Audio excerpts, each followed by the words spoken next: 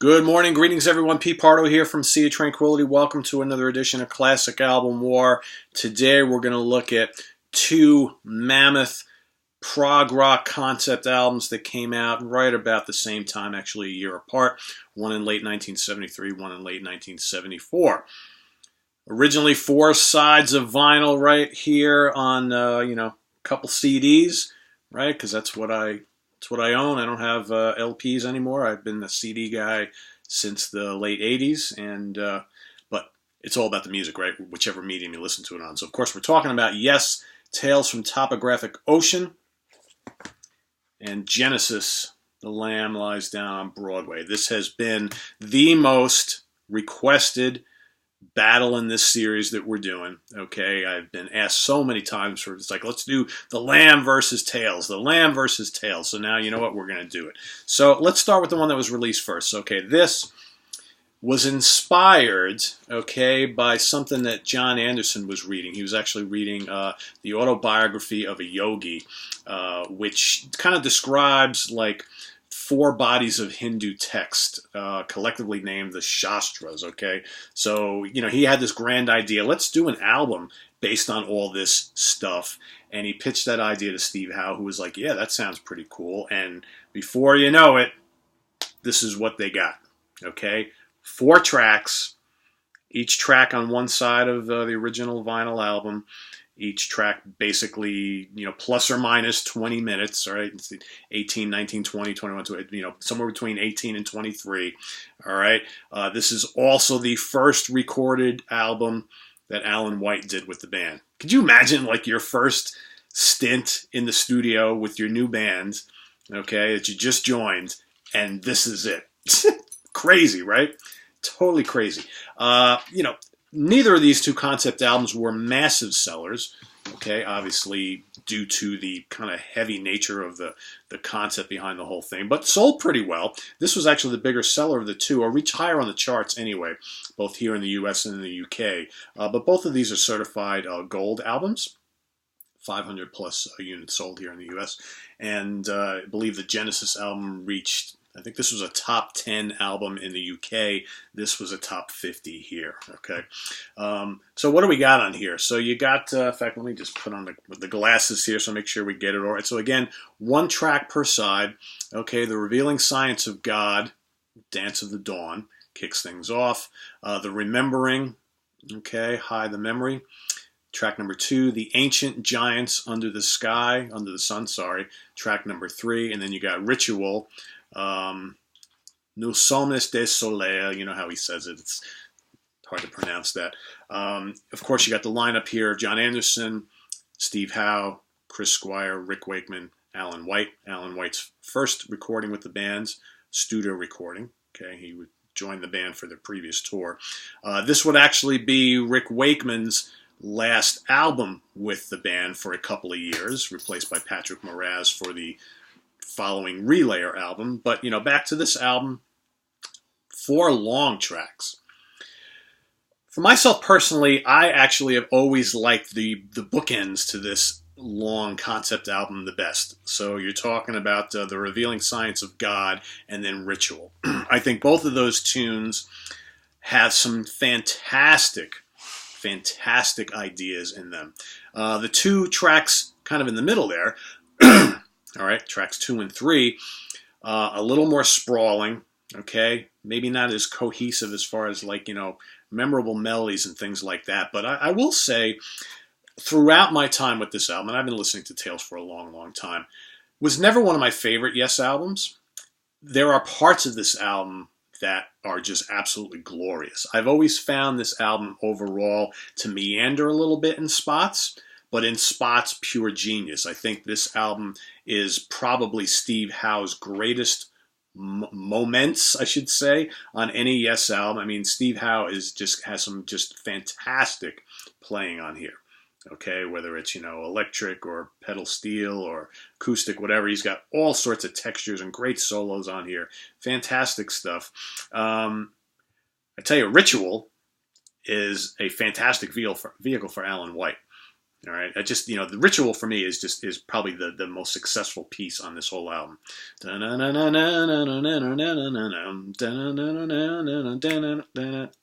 Just fantastic stuff, amazing. And like I said, throughout this album, some just amazing passages. I think the band really kind of hit home what it's like to be a rock band or a prog rock band and incorporate like kind of classical themes and soundscapes. I mean, even part of this album sounds like, just amazing symphonic film scores. Okay. But my issue with this album always has been that it's really long. Some of the tunes I felt would have been better if they were compacted a little bit, because there are certain passages that they're just out there, all right? But there are certain parts of this album that are just absolutely breathtaking, okay? On the other note, released a year later, Lamb Lies Down on Broadway. Band Genesis, okay, already had a handful of albums. Both of these bands had other albums prior, okay. By this time, the band wanted to do something thematical, right? They wanted to do something a little lengthier, involving a story. They were, going back and forth on different types of themes they were going to cover in this album. Eventually, Peter Gabriel won out with his idea of doing like a story about this young kid from New York City, a Puerto Rican kid named Rael, okay, and kind of take a journey through a period in his life and all the kind of strange people and what have you that he came across and how he deals with everything. So that's basically the basis for the story of The Lamb here. Whereas Tales is 4 long pieces. Each piece has its own kind of theme, which follows the whole album, but each one can be looked at as a separate identity. Here you have a selection of a whole bunch of tunes, okay, a whole bunch of tracks, all right. Whereas there's a lot more segments to this album, a lot more different flavors and things like that, more song, traditional song structures to a lot of these. You've got, so many great tunes on here. You got the classic title track, which is essentially a really good kind of pop tune with some, obviously those proggy embellishments. Fly on a Windshield. What else? Cocoon. Kind of cool, catchy pop ditty. What else? Back in NYC. Kind of like a Genesis doing like a rock anthem, Counting Out Time. Another kind of snappy, very English sounding pop tune. The lovely Carpet Crawlers. Okay. What else? Lily White Lilith, The Waiting Room, The Lamia, okay, The Colony of Slippermen. I mean, it's dramatic stuff. And The Cage. I mean, there's so many great tunes on here. A great performance from Peter Gabriel. Love the keyboard textures from Tony Banks on this album. He's got the Mellotron and the Hammond and the electric piano, ARP synth, all that kind of stuff. You got Rutherford's bass and a 12-string guitar and Taurus bass pedals. You got Steve Hackett, acoustic electric guitars. Phil Collins doing a fine job on the drum kit, backing vocals. For me, anyway. And again, both of these are not, like I said before, not my favorite albums by each band. For me, though, I have always liked this album better than Tales. It just, for me, is a more cohesive effort. Ironically, neither of the band, Wakeman was completely dissatisfied with this album and the tour, bored out of his mind, and that's why he left the band, because he just I've had enough of this type of thing. Whereas here, Peter Gabriel decided to leave the band 3/4 of the way through the tour, 90% way through the tour, something like that. He said to the rest of the band, I'm done once we're finished here. So ironically, both albums would signal the leaving of 2 very important members in Rick Wakeman and Peter Gabriel. And this tour is notorious. Both bands toured these albums and played the entire album in its entirety, which for fans, for some might have been very cool. For others, might have been like, what is all this new stuff that I don't know, right? Genesis went out. Gabriel had all the different costumes and all that kind of stuff. Very theatrical. They had the big screen playing a film behind them. So a big deal.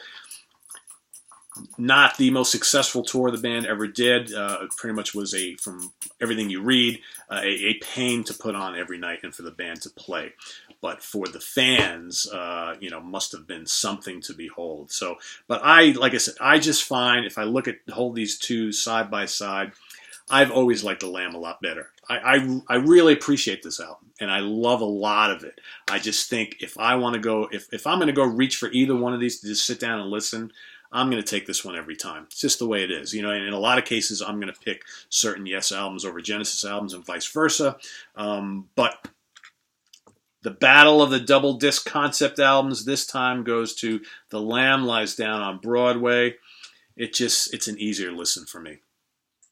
And, while you may say that the more challenging musical passages are certainly on Tales,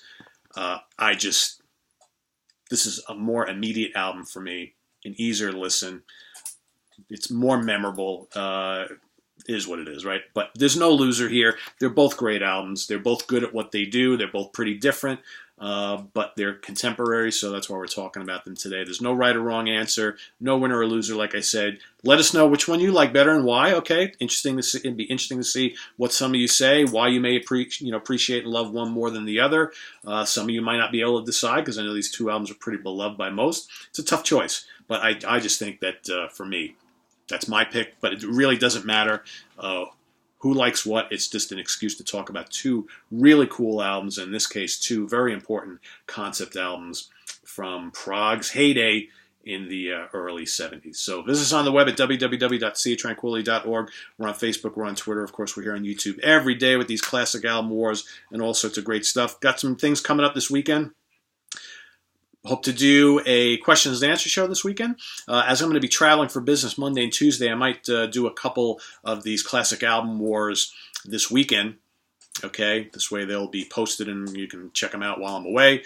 We've also got the History of Southern Rock show coming up hopefully in the next 2 weeks. So I've been working on that. But, as always, a lot of great stuff happening. Top 10 songs, shows coming up, all sorts of fun stuff. So stay tuned. Don't touch that dial. We'll see you real soon, guys. Take care. Bye-bye.